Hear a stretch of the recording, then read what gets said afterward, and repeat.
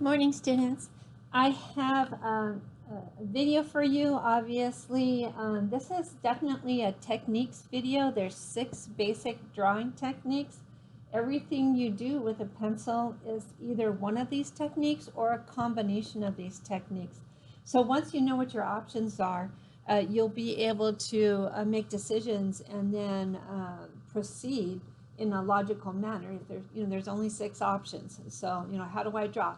Well, which technique do you need to use in which order, and then it's a matter of time and effort and planning. So what I'm going to be doing is taking you through them 2 at a time. So there's 6 different techniques, and that's why there's 3 videos, just to keep the video short. You need these 2 worksheets. They're in the back of your packet because I printed them on cardstock paper. For the most part, I'm just using the 2B and 2H pencils. I personally prefer the 2B pencil because it's still expressive, but I have a lot of control with it. On occasion, I'm going to need a lighter line, so I'm going to use the 2H pencil as well. That's my preference and my recommendation. You could use other pencils. You're going to need a blending stump. It's in your baggie. If you don't happen to have one, you should have one. If you don't, just use a Kleenex. And I would have both of your erasers because they both might come in handy. Also, you have an eraser shield in your baggie. Now, this isn't required, but it's a nice little tool that might come in handy on this assignment. I'll explain. I can't open it. I'll explain how to use it. So actually, you might want to pull that out as well. So to get started, I asked you to gather some leaves together. So I have a whole bunch of different leaves. Our first technique is going to be accent line, and the lines are going to show. So we need to pick a leaf that has a distinct details to it, or has a lot of visual lines on it. So like visible, like here you can see quite a lot of lines. Sometimes you turn something right side up, upside down, there might be more lines on the back side. Here's a good example of that. Fairly smooth on the front, on the back side, all kinds of lines. I've decided to go ahead and use this fern for the first one because I can see lots of lines I can draw. So whichever one you want to choose, just something that has a line would be a good choice for this first drawing. What it says here, it's a sensitive line drawing, which means we want to show that a person was here doing this. And it's basically uses both light and dark lines, and it shows changes in shading and texture and stuff, but it's only lines. It says do not add shading, values, or textures. We're going to leave this as lines, but the lines that you draw may indicate that there's other things going on. So kind of going back with things that we've already talked about. See, I'm putting some little marks in there. I'm planning out my composition, and I'm going to use a 2B. Here there's some really small details, kind of light here at the end, and then they get a little bigger and a little bigger. So I'm trying to use lines. Let me close up on this a little bit. I'm trying to use lines that are really sensitive and kind of interesting to to what I'm looking at. So I can see all these tiny little, more I look at this, the more I can see. And the leaves are going to slowly have more details on them. And they're starting to get a line in the middle.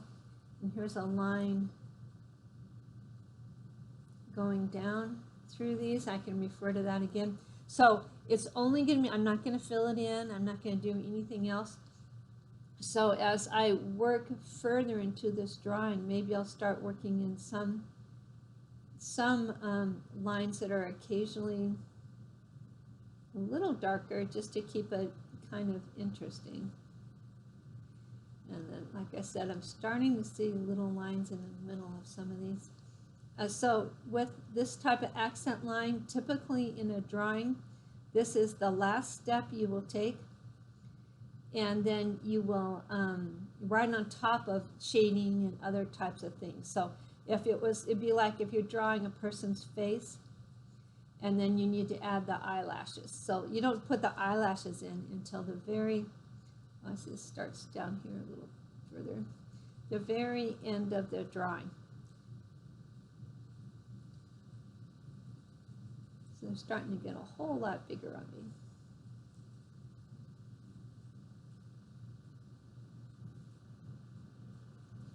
And I'm just drawing the ferns as I see them and coming down and trying to make my lines kind of intuitive and interesting. Here's an example of some other accent lines. We used to draw shells for this assignment, and so you can see the different ranges in the lines and so on. So I can leave that here while I'm also drawing, so you can see this is what accents. Remember, don't go further in your drawing than you should.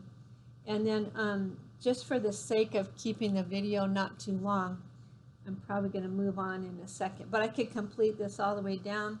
And if I want to go back in with some dark, maybe I'll make this a little bit darker here and kind of increase the range of some of my lines, usually in a way that kind of makes sense to the drawing.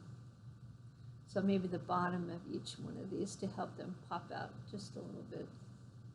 So different types of lines, but only lines, no shading or anything. This is accent line, usually the last step in a drawing on top of other lovely things. So go ahead and on your drawing, go ahead and finish accent line all the way. Nice and big, don't draw a tiny little thing in the middle. We want to fill up the squares with our drawings. And then you're going to, like I said, complete it. I'll complete mine after I'm done with the video. Okay, the next one we're doing in this video is called hatching. And this is a kind of a neat technique because it combines together both some, you know, nice looking lines, but you also get textures and you can build up values, lights and darks and stuff. You want, again, you want a leaf that definitely has some lines to it, maybe some texture to it. They only get so much texture. So let's say finding a leaf that tends to seem like it has a lot of texture. So I've chosen this one. I could even draw it upside down. I'm going to draw it right side up. So hatching, you don't blend it. You're not going to leave separate lines on top, but it's going to blend together. It's a series of parallel lines. You pick your pencil up in between them. If you don't, I'll go back up, sorry. If you don't pick your pencil up, what you're doing is you're really a zigzag. And then maybe when you go back in later, you get these overlapping areas here and here. That's called ribbing. And you don't necessarily want that in your drawing. So if you're try to go fast, but you pick up your pencil in between your lines, that's more correct. So with hatching is just parallel lines. They can be shorter and longer. To draw this, I'm going to start with my 2H. This is one of my, and I'm just going to draw kind of hatchy type lines to make kind of a plan of what I want my drawing to look like. So I've got a couple things going on here.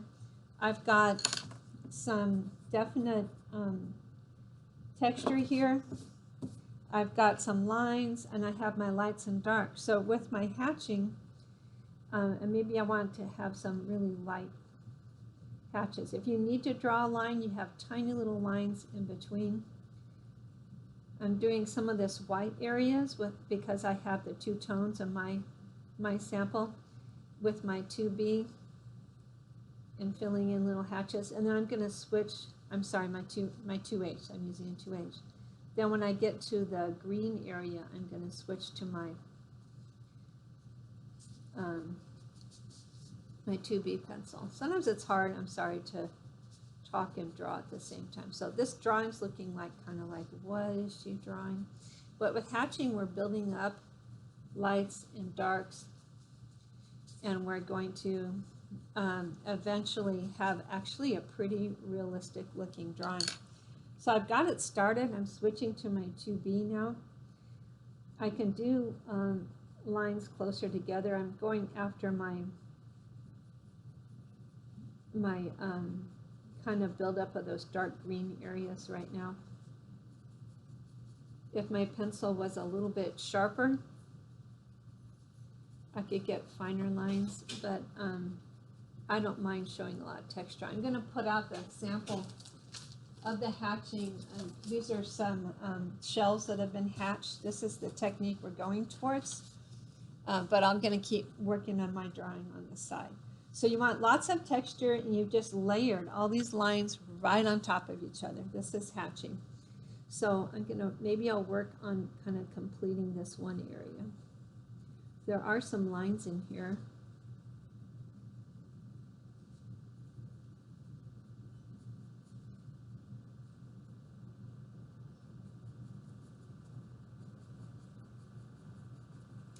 And back and forth and back and forth, and I just can build it. I can build it up until I end up with a nice looking texture, and I work into getting it more and more realistic as I go. You see this line here is actually a white line, so I'm trying not to draw it, but leave it a little bit white. Right now I'm going after this section here. So back and forth with my pencil, looking for my different techniques. So it's all these parallel lines that you draw right on top of each other and layers. So now we're starting to see the lights and darks here that I'm trying to build up. So this one's actually gets a little bigger here. And then I'm going to just keep working on it and working on it until I eventually layer in the look of, right now I'm kind of just drawing a little map here for myself. I can draw some bigger lines if I want. But you're getting the idea. I'm going to keep working on it, keep building on it, trying to leave that white line down the middle until I eventually come up with a pretty realistic looking leaf. Just takes some patience and some time. So as you're working on your hatching, take your time, and then just really look at what you're drawing, and then just do the best you can. You know, this is probably the first time you've drawn a leaf like this. It's probably the first time you've drawn the techniques. What we're trying also to do is keep those techniques separated. So it's important that you don't put strong lines. That's almost a line right there. That you don't use lines when we're only trying to hatch. Okay, and so on. So you're getting the idea. I can use small ones. If you like a lot more control, spend a little bit more time in your 2H pencil than I did. If this is just too hard for you. Okay, so you can see the idea. I'm working on the leaf, and I'm getting there using my hatching. So at the beginning of the next video, I'll finish the two techniques a little bit. I would say, as far as your time goes, don't use any more than, let's say, I've used about 5 or 6 minutes for each one. So try and limit yourself to 10 to 12 minutes at the most. Some of you will be done faster, but those of you who are super picky, I don't want you to kill yourself on this, but you can come up with some really beautiful drawings if you try. So I'm going to end this video and then keep working on my own. Thanks.